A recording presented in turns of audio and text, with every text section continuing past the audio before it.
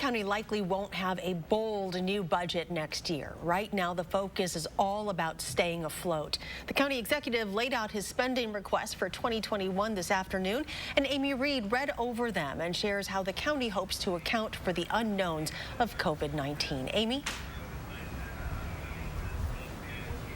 Well, the county is estimating about a $12 million loss in revenue that they had to account for in this budget. And with multi-million-dollar losses expected next year, too, the county executive told us he's glad the county saved when it could. Budget times are usually challenging in and of themselves, but when you have to put one together under these circumstances, it's quite a feat. With millions lost in tax and other revenue this year due largely to the coronavirus, Dane County Executive Joe Parisi said many new projects will need to wait. Instead, he said his office is focused on maintaining the services we currently have. Fortunately, we have been incredibly prudent over the last decade in building up the rainy day fund because eventually it rains, and boy, did it rain this year.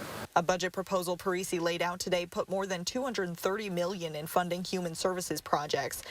That covers money for affordable housing projects and a grant for a new overnight shelter. He also suggests putting hundreds of thousands toward a behavioral health center and tens of thousands to local businesses. You know, he's right. This is a deeply challenging year. This is a challenging budget.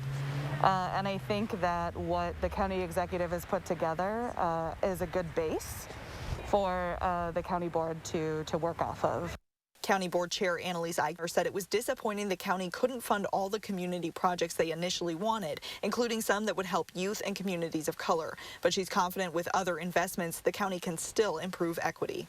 You know, it's a little disappointing, but we are up to the task of continuing to make sure that, you know, what's needed to be funded is funded.